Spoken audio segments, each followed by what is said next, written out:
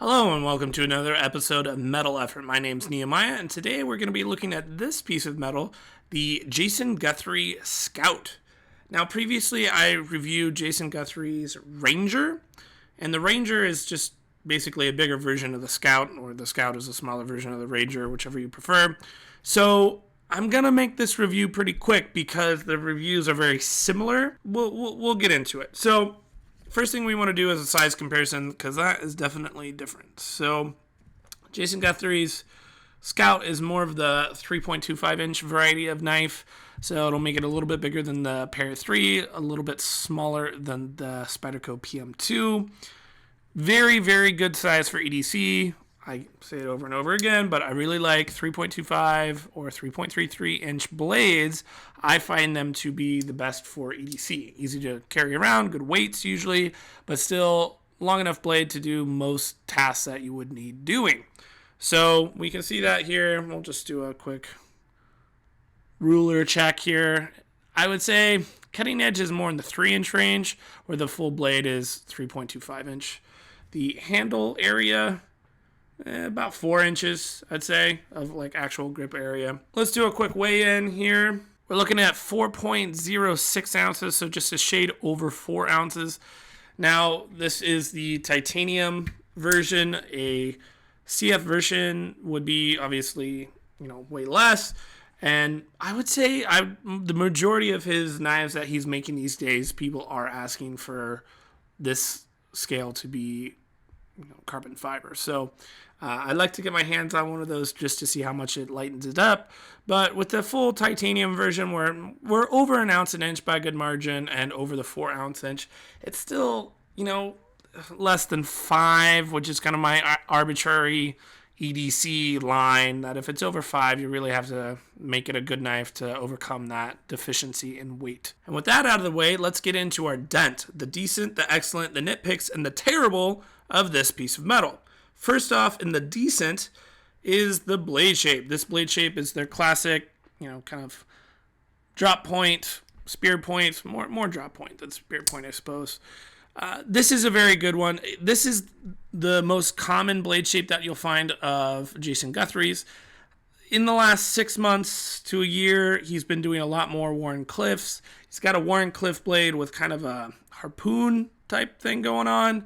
And then he very recently is doing a drop point with a harpoon. So there's definitely crazy things out there that you can get. This is about as vanilla as you can get. This is full naked titanium, normal satin finish M390 blade with just a normal drop point. So I'm not complaining too much because, while those other blade shapes are cool and I like variety and I would want to have some knives with those, unique blade shapes, I still can't argue with just the raw practicality of this blade shape. Great for piercing if you need to. There's flats, there's belly. It's just the perfect EDC size and shape if you're just going for pure functionality. It's kind of nice to see M390 on a South American knife maker. A lot of stuff coming out of Africa is N690, which is somewhere in the VG10 range, give or take. It depends on heat treat and blade geometry, blah, blah, blah, blah. But somewhere around there. And Jason, what he does is he'll get a whole bunch of M390, like enough for him to get by a whole year of making knives, so that he can buy it in bulk and make it cheap enough so that he can offer M390 on his knives. And I don't think he really is getting into N690 anymore. It's pretty much all M390. And so it's really nice just to know if you're gonna get a knife out of him, you're gonna have some of the best steel, and you don't have to worry about it. I really like the jimping. I talked about this on the Ranger review. This jimping is aggressive but not uncomfortable, and it just works fantastically well to actually keep your thumb connected to your knife. And then you also have this like little hammock area for your thumb to like chill out, hang out. I really like this. A lot of hinderers kind of have this shape.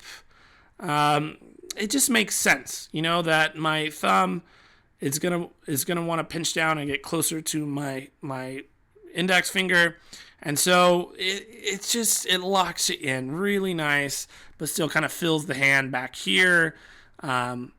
just like you would want it to. So I think this is fantastic both for ergonomics and just the comfort of using the knife, but also in just keeping you connected to it. Very similar to the way that the kind of jimping back here kind of locks you in, but going the exact opposite direction. So it's cool. I like it, and it's something that works on all his knives. Now, there's really only one method of deployment on this knife, and it's a single thumb stud. And I like to have two options whenever possible, but if I can only have one thumb stud, which would not be my first choice if I only could have one way to open a knife, I will say this works fantastically well. It flies open with authority pretty much every time. You're not going to have a hard time, getting your angle in there. It's not uncomfortable. You can go straight up. You can even kind of go to the side. Both work just as well. And it's just a lot more comfortable than something that you would find on like a Sebenza, which is a little kind of pointy and you kind of have to like jab it in and move it. But this works really, really well. I know that he's a lefty himself, so he makes left-handed models. And so he doesn't tend to put the thumb stud on both sides just because he'll make a whole left-handed knife for you if you need it. So usually you'll find it with just the one. One thing I really enjoy about both the Ranger and the Scout is the clip. The clip is basically the exact same design. So you've got kind of a double post thing going on here. So instead of having, the clip go all the way onto the scale and then having to figure out your tension with, how you're bending it or milling it, this just raises up so that you don't have to lift as much to get your pants in there. And yeah, it just works. You have two things kind of anchoring your knife. So your knife isn't going to want to move left or right when it's in your pocket as much, which is kind of nice, especially if you have other things in your pocket. It just helps to keep it wherever you put it initially in your pocket. It's comfortable in the hand. It fills the hand right where you would want it to, and it doesn't poke you or jab you here. So the clip looks good, it's functional, it's practical. It does give you something to kind of grab on to when you're pulling the knife out. It's fairly deep carry. There's definitely like crazy high deep carries, but this is definitely not sitting shallow by any means. It's going to get pretty deep in there. And so I really like it. I liked it a lot on the Ranger, and I like it a lot here. It's done basically in the exact same way. The action on this, now, as far as the thumb stud goes, it works well. On the close, this knife is buttery smooth. And we'll be talking more about this later, but this is on Teflon washers. And the Ranger really impressed me. It was definitely the best Teflon washers I had ever experienced, and I'd put it on par with like a Sebenza on phosphor bronze any day. This is better than the Ranger. It's better than any Sebenza I have handled in terms of just how glassy smooth this is. I mean, all right, I'm keeping my fingers off the blade, not touching the blade at all, just only gonna disengage the lock. Boop. That is free fall, guys. I mean, that is buttery smooth. I mean, I can pretty much move it down. It's like 0.25 jostles to close this knife. I mean, it's not straight up guillotine, but almost. This is beyond loose. I mean, we're talking, I can almost dangle this on Teflon washers, guys. This is nuts. So in terms of just how glassy smooth it is, we're now beyond, this is just as good as something with phosphor bronze. I would be happy to say this is smoother than probably, 75% of all custom knives. The percentage might be higher. I'm pulling a number out of my ass. But just to give you an idea of how incredibly smooth this action is, you really need to rethink your prejudice against Teflon washers if you have one. Fit and finish on this knife is absurdly nice. I mean, it's a very simple knife, so I'd imagine it's hard to mess it up, but dead center, everything, tight tolerances.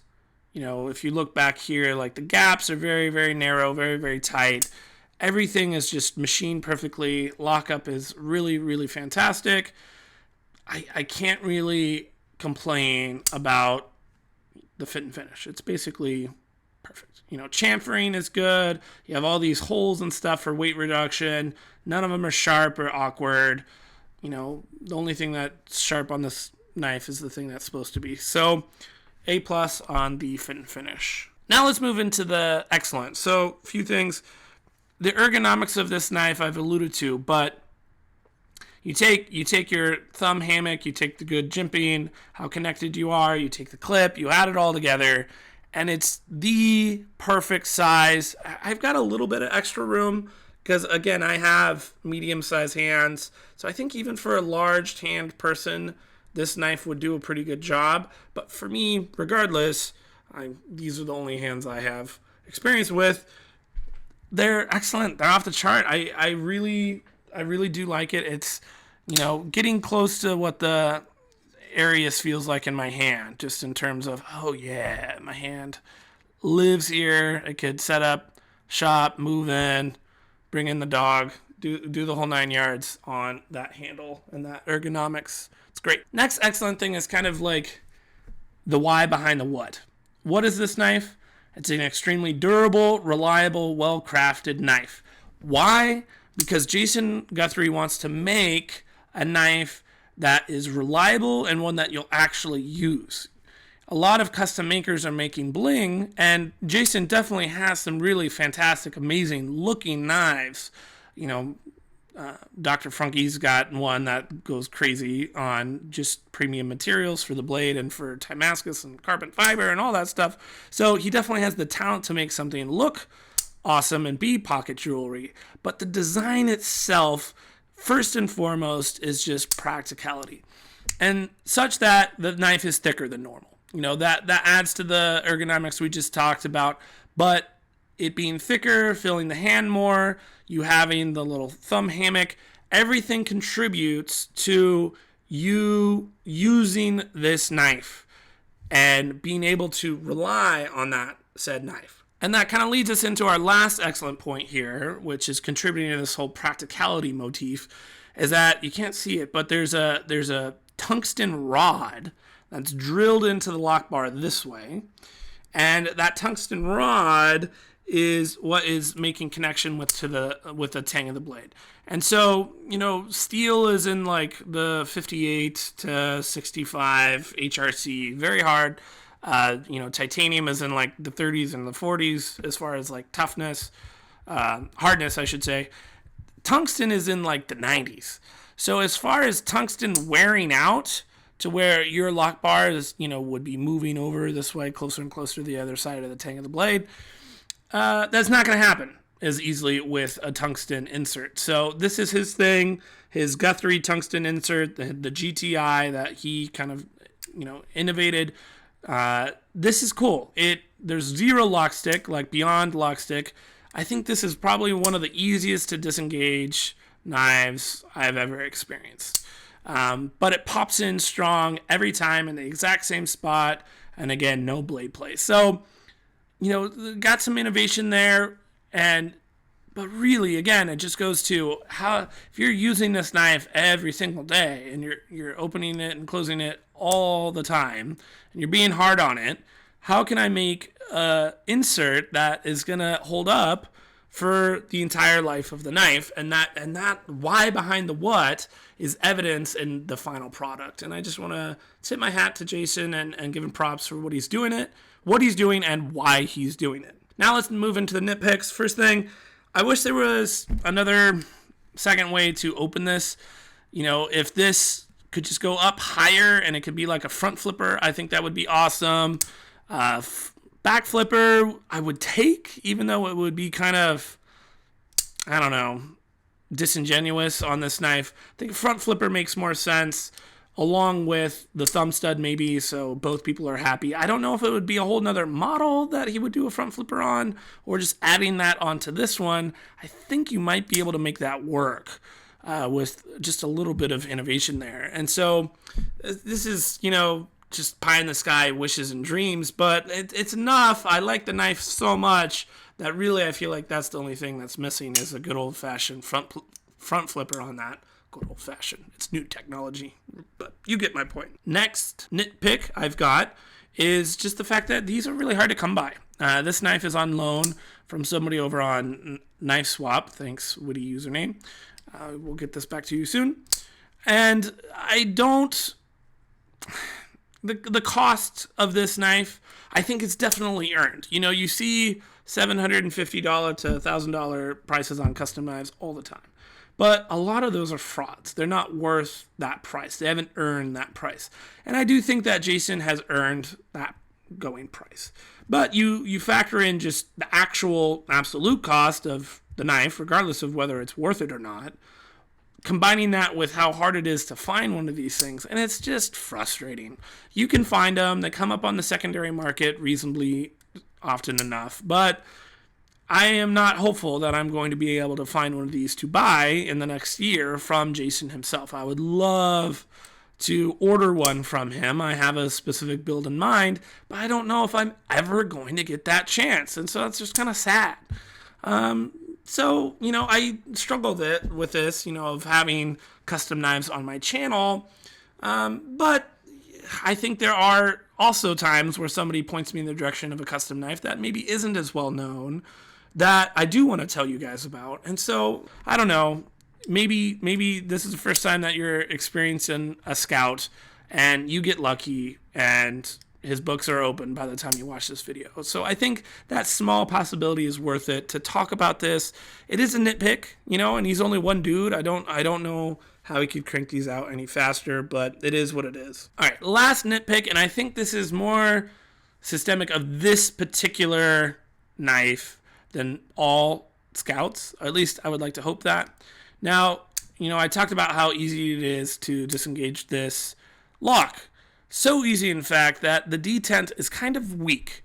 Now, the knife itself is so smooth, and just given the leverage that you're using, I can open it up with authority even if there was no detent at all, right? Some knives would not function. You could not flip out if there was not really a detent to speak of.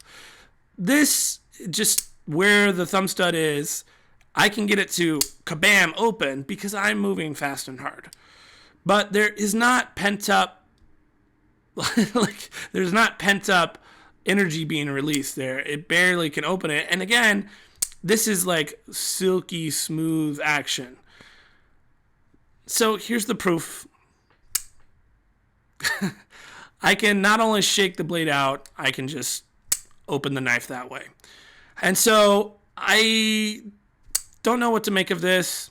I feel like some places it's just downright illegal to have a knife that you can open like that. For me, I think it's more of I just prefer at least medium detents in general. It feels a little bit more mechanical and less of me doing a physical act alone. It's more like, oh, I clicked this button, I put pressure here, you know, whatever it is that, oh, that detent is being charged up and then released. So it doesn't affect the ability for me to open up the knife really all that much at all, but it is a little bit of a concern of just like coming out, you know, could be unsafe in certain situations, could be against the law in certain places, could be just against your personal preference of how much detent you want on the knife. So I put it in the nitpick because the knife action is so good otherwise. I don't think it's inherently terrible. It puts it more in the camp of, does this break a law that you're living by? Does this, you know, go against what you prefer out of your detent in a knife?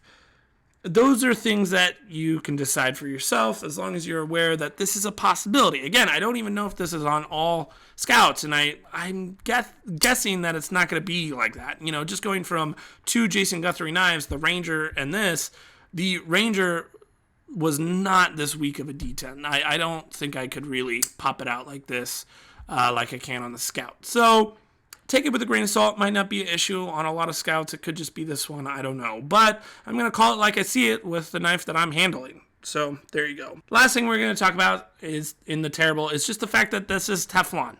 And I think even since I've done my Ranger review, I think the whole like mania against Teflon washers has started to die down. And I think Jason Guthrie is probably the biggest contributing factor to turning people's prejudice around on Teflon washers. I prefer frostproof bronze, I guess, but you know, honestly, after experiencing this, there's more to it than just what is the washer material made out of. There's a lot more to the precision and the craftsmanship in the knife that I think contributes to the action more than just the material that you make your components out of. So I don't really feel like it's even worth having that conversation with somebody. If you hate Teflon washers because you hate Teflon washers, go for it. I'm not going to stop you. But really, it's just making it easier to buy this knife, because if you want to be upset about Teflon washers, good. Go find a different knife so I can maybe get one of these. Being hyperbolic here. But don't worry about it, guys. It's fine. This action on this is fantastic. That's just a fact. What is my conclusion on this knife? It's basically, if you can get one and you're not overpaying for it, if you're not going above retail, get one. Yeah. And I think all three blade shapes that he's come out with are viable options. I think they all look interesting and will cut well and be practical. I don't really have anything negative to say. It's a little bit heavy for the size, but you're making up for it with, the contoured handles, the ergonomics, the robustness of the knife. I think this is filling a hole that a lot of knives aren't right now. And so I can give it my recommendation for sure. That's it, everybody. I hope you have a good one. I'll see you in the next video. Bye.